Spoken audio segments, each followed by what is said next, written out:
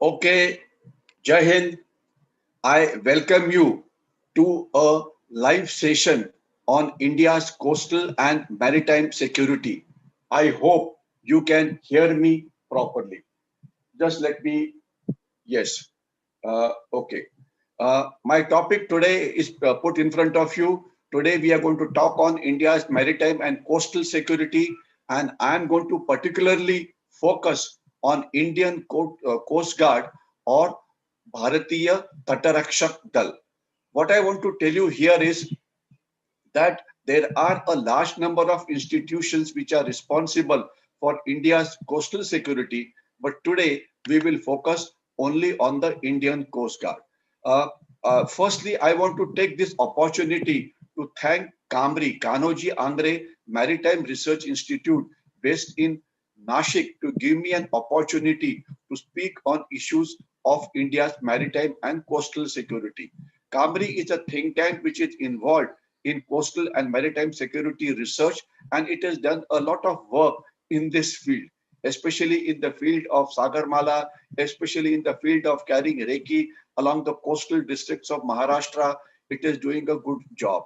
So therefore, I want to thank this establishment for giving me an opportunity to speak on an issue of India's coastal maritime security and in particular role of Indian Coast Guard in it. Now, when we talk of India's coastal security or maritime security, we look at India's borders. Very briefly, I will tell you that we have a border of 7,600 kilometers. We have a two set of island territories. One, the Andaman Nicobar Islands, which are pointed here. And second are, of course, the Lakshadweep Islands, which are way below. Okay. We have a large number of coastal states. We have a large number of coastal union territories.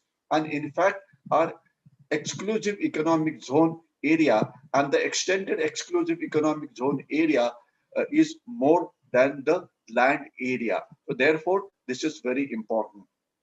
Before I touch upon Indian Coast Guard, let me tell you as to what all important issues have taken place in the maritime and the coastal domain in last few months.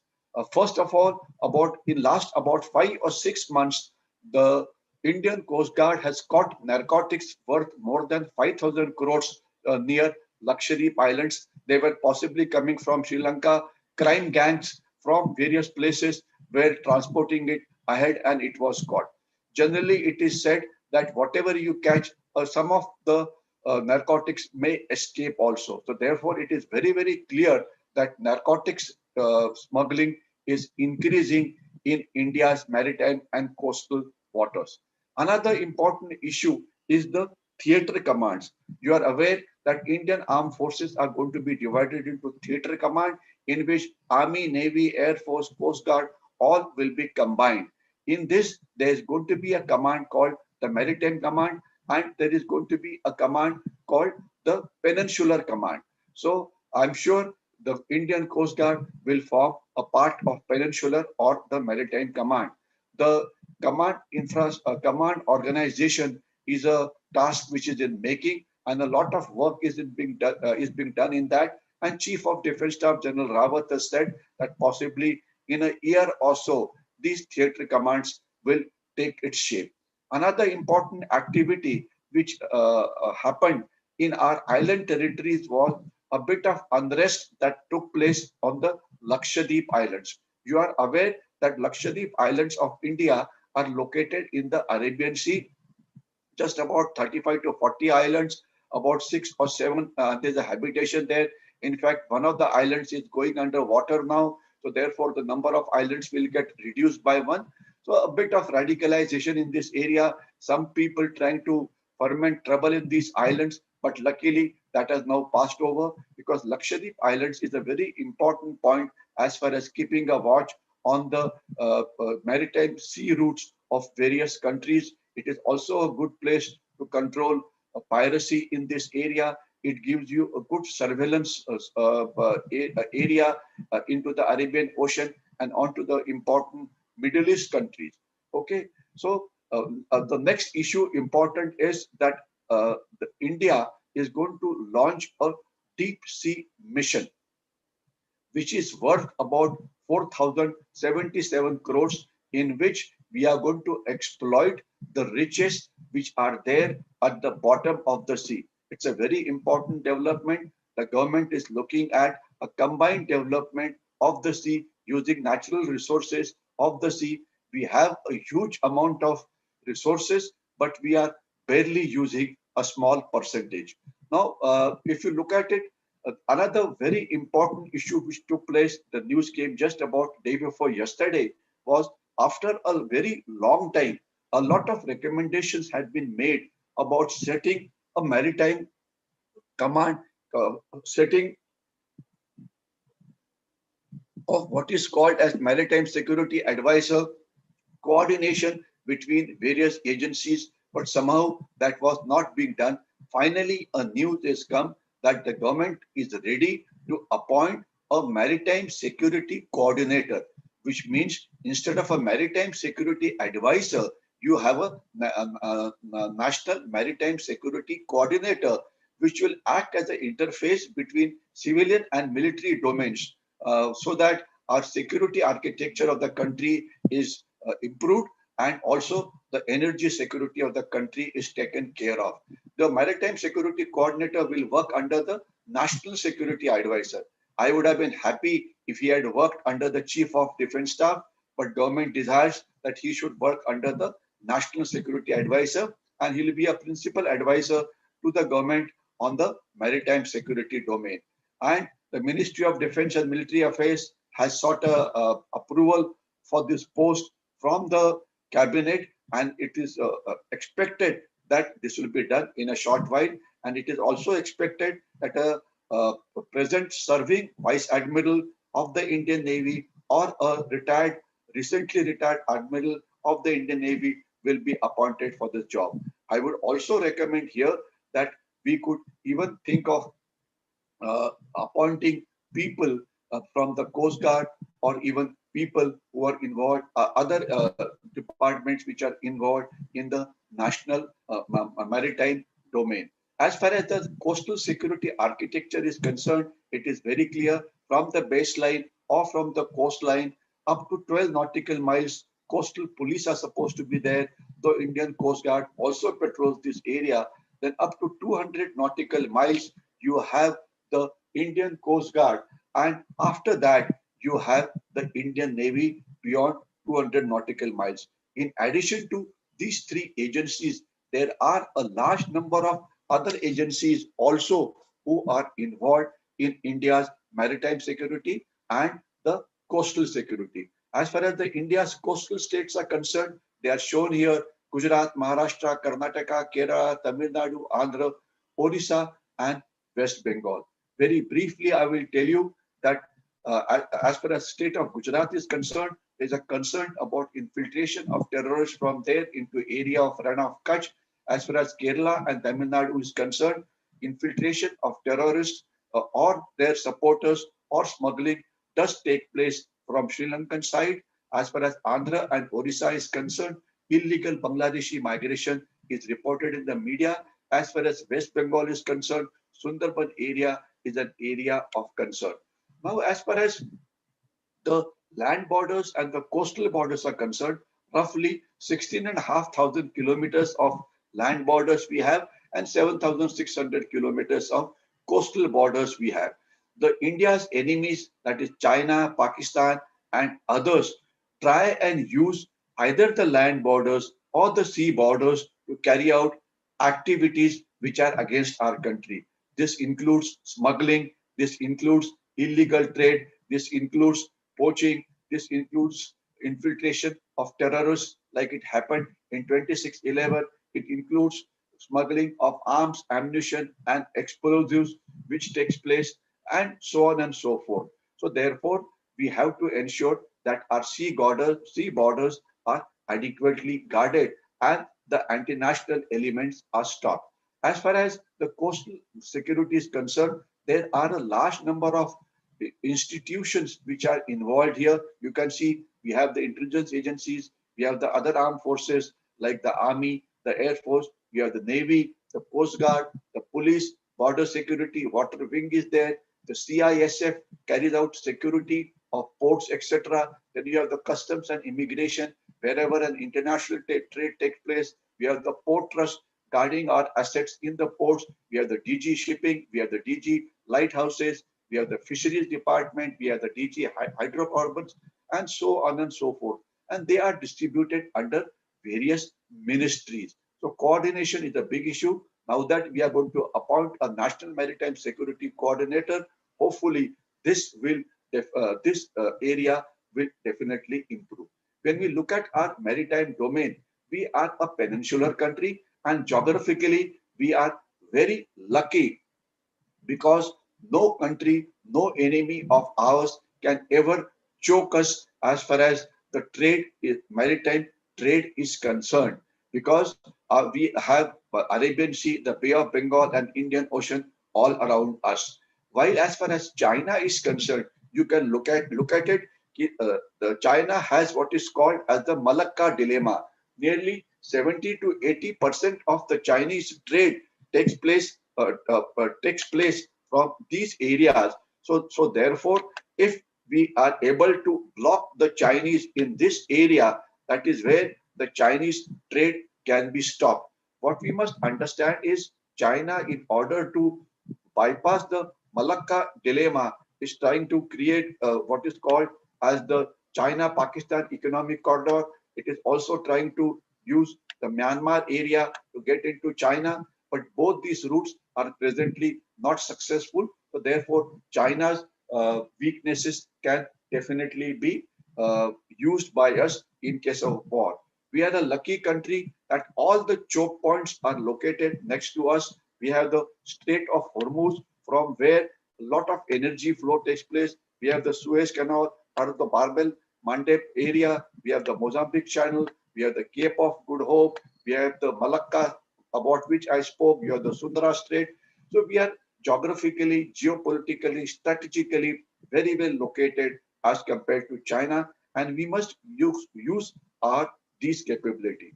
As I had mentioned to you, that our extended exclusive economic zone exceeds our large area, and we have a large number of important targets located here. We have the metro cities, we have oil refineries, we have nuclear power plants. Nearly 15 to 20% of our population is living on the coastline. So coastal and maritime security is a very important issue. This map shows you various data with regard to coastal security. We have Andaman Nicobar Islands, which are 572. We have the Lakshadweep Islands, which are 27. We have major ports, which are 13, non-major ports, 185, and extended exclusive economic zone, 2.54 kilometers. Okay, the same data is shown here. And what we must understand, that out of our island territories, not all the islands are occupied.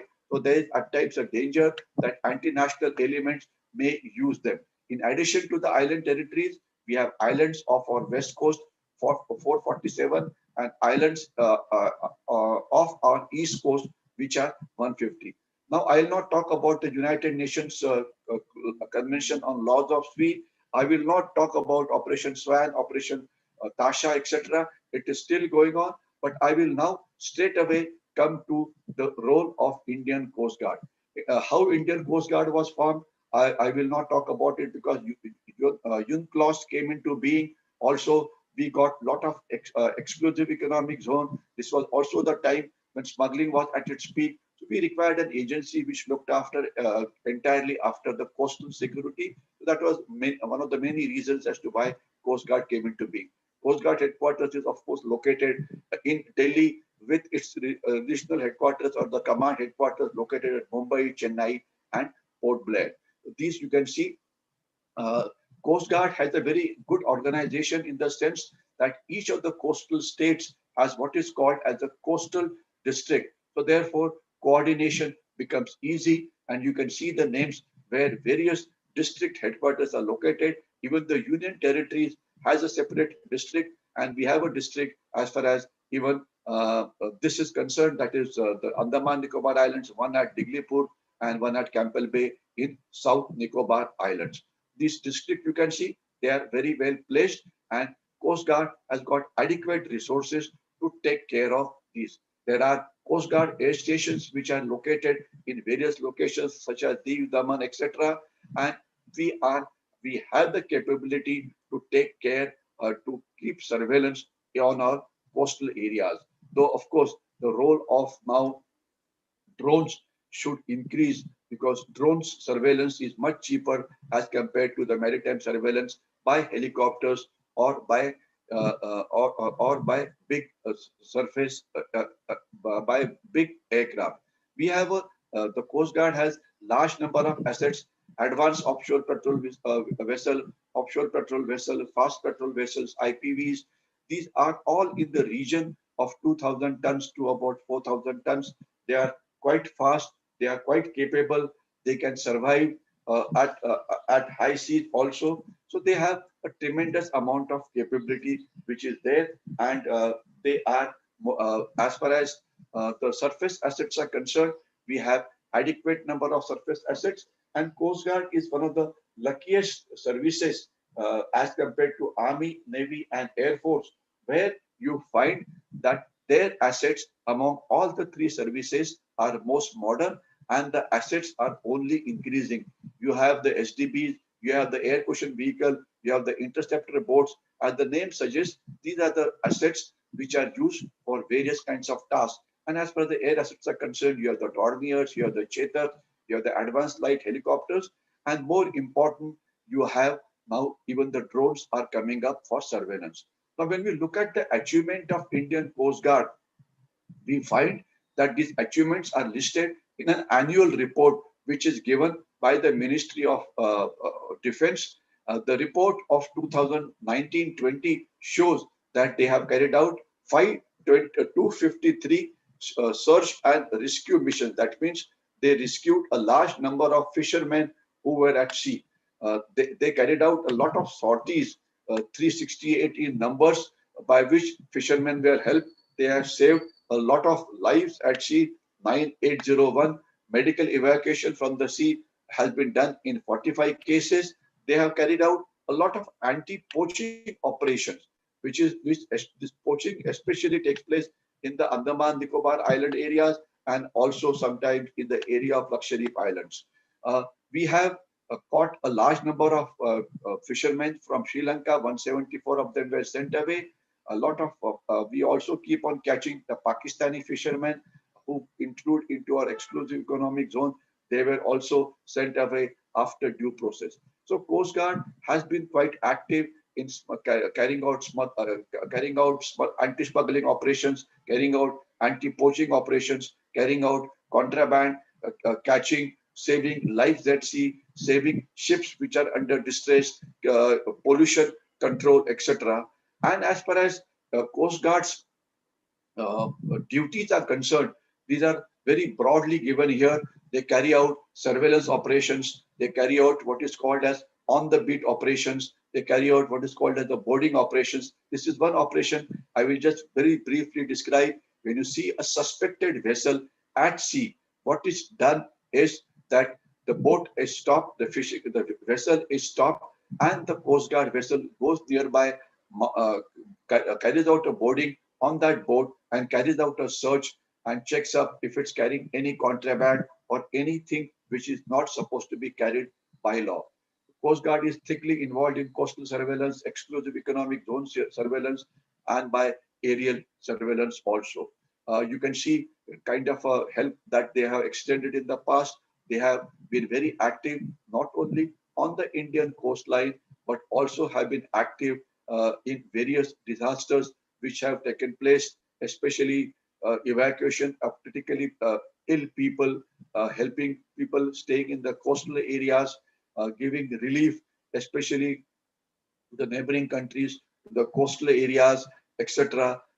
They have also been busy carrying out regional cooperation with various Coast Guard, a large number of regional visits with the regional Coast Guard have been carried out, etc. So therefore, the Coast Guard as a element is quite active as far as our maritime and the coastal security is concerned. I will focus only on the coastal security for the time being because that's a very close thing. When there is no war, when there is no peace, like it is happening now, a lot of illegal activities take place on the coastline. So it is important that the illegal activities, anti-national activities, anti-Indian activities must be controlled. So therefore, we have to ensure that we have to carry out a security of our installations. I must tell you that a few years back, we have a Butcher Island, which is next to Gateway of India, where oil is stored. It caught fire and oil worth about 300-400 crores was burned down. A lot of accidents take place when vessels bang into each other, and there was one incident in which an important naval battleship also sank because of an accident. At times, you have accidents on submarines, etc. So we have to take care of that. We have offshore assets, especially the Bombay High and the Godavari Basin. They have to be taken care. There's a lot of crime and that takes place at the sea. We have to take care of that. And terrorism, like the 26/11 attack, is always a threat, which is always ready. We have a lot of agencies which look after coastal security, and Coast Guard is one of them.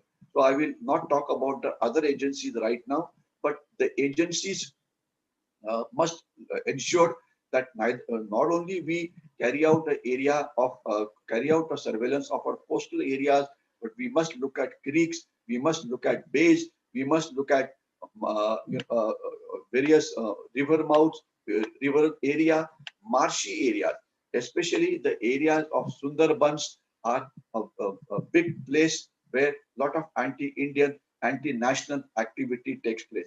I will not talk about India's Indian Navy about it some other time.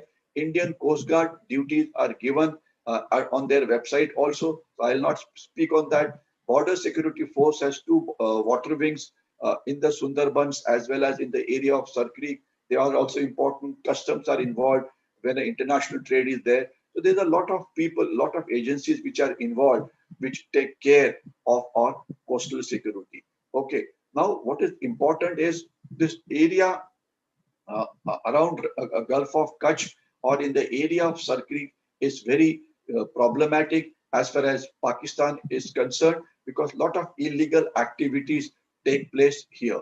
So therefore, we have to ensure that these areas are looked after. A large number of coastal police stations have been set up now on the coastal areas as well as everywhere. So therefore, now there's a reasonable coordination with the Coast Guard, the police, the Navy, and you have what elements called as the joint operational centers, which are located in Mumbai, etc. So the coordination aspect is definitely improved over a period of time. There's a fair amount of smuggling of arms, ammunition, narcotics, which takes place at the Park Bay. This area requires to be guarded. Earlier, the LTT used to use it like a highway, but now with the demise of LTT, the other anti-national elements are making full use of it. As far as Sundarban is concerned, it's a very complicated area. This is the delta area of the Ganga and the Brahmaputra, and you can see the international border here. And guarding this area is a huge problem. A fair amount of illegal migration takes place from here into the coastal areas of the country. Even the Rohingyas are coming from here. So Sundarban poses a huge challenge as far as coastal security is concerned. The Border Security Force and the other agencies must take care of it adequately. You have the Sar Creek area, which is in limelight number of times. We need to take care of it because a lot of illegal activities take place here also. So therefore, what we need to do is a lot of things, a lot of coordination has to be carried out, security level has to be increased, exercises have to be carried out. But one of the important aspects as far as coastal security is concerned, the unregulated fishing activity. We have traditional fishing towers. They must be registered. We must ensure that deep sea vessels or have licenses, have permission. We must carry out what is called as the actionable intelligence. And here I must state, actionable intelligence today is our biggest weak point. And the Indian Coast Guard has been nominated as the lead agency as far as the actionable intelligence is concerned. Safety of fishermen is a big issue, and we are the third largest producer of fish, etc. 2.3 million fishermen, 3014 fishing boats. The security of fishing boats and illegal activities carried out by some fishing boats is a big issue. We have to ensure that all fishing vessels are registered. We have to ensure the painting scheme is in order district-wise. Fitment of transporters is a point which has been going on since a long time, but up till now, we have fitted no transporters on our fishing vessels. This must be ensured. In addition to this, the coastal police must monitor the landing points. Coastal police must also get involved into carrying out intelligence operations. We must ensure that fishermen also are involved in keeping our coastal areas secure, and the jointmanship between the Coast Guard, between the police, between the Navy, the other agencies like customs, etc., must be of the high order. Intelligence sharing must be done regularly. Group fishing must be done. Fishing mechanism has to be controlled. Identity cards of fishermen has to be checked. Data must be updated regularly. That must be available to the Coast Guard immediately. Fishing harbor and landing points must be kept under surveillance. Fishing community has to be educated at regular intervals because a few of them do get involved into illegal activities, etc. So therefore, there's a large work which is still going on, and we have to ensure that if we can control our fishing vessels, we can control our fishing boats, then we can ensure that illegal trade is brought to minimum. We can ensure that terrorists are not able to use this route for carrying out terrorist attack as took place on 26/11. And we can also ensure that bomb blast which took place in Mumbai in 93 and thereafter, this thing is not done. Smuggling is an important activity which takes place. The fishing boats, the fishermen must be issued with smart cards. Unfortunately, today, a lot of Bangladeshis and Nepalis have also entered into fishing area. Marshalling points must be monitored. We must ensure that the law is made stronger and the Coast Guard and the Navy is given full legal permission to stop any vessel which they think is involved into carrying illegal activities. So this law bill has to be done immediately. Communication network between the Indian Navy, Customs, etc. is there, but it can be improved further. CISF also has to be involved because they are there in the fishing harbors. No fishing zones also have to be declared. So there are a large activities which are being done. The good part is that because of so many years, the quality of coastal security and the maritime security has definitely increased. But the fact remains that unabated smuggling goes on. The fact remains that a lot of illegal trade goes on. The fact also remains that foreign vessels carry out pollution in our area. Fact also remains that a fair amount of poaching takes place in our exclusive economic zone, especially in the island territories of Andaman Nicobar Islands and the Lakshadweep Islands. So these are the areas in which we have to focus upon, and we have to ensure that the enemy of ours is simply not able to use the coastal and the maritime domain for creating security challenges for us. So I'm going to stop here in next 1 minute. All that remains for me to say is, since there are a large number of agencies involved in this, we have to ensure that the Coast Guard, the Navy, the Customs, the CISF, the Water Wing of Border Security Force, the Coastal Police, the intelligence agencies display a jointmanship of the highest order so that our security of our coastal borders is ensured at all times. I'll stop here and I'll see if there are any questions that have come up. If no questions are, I don't see it. I'm not able to see any questions that have come up in the chat box. So I think I'll stop now. And if you have liked this video, do share it with people. This was more for public education to ensure that every citizen today contributes to the national security. So do share this video with all and try and also attend the programs when we will have a series of lectures on various issues of maritime and coastal security in the coming months. Twice a week, Kamri is proposing to talk on issues related to the maritime domain. So I'm sure you will attend these presentations in great strength. Thanks a lot and Jai Hind.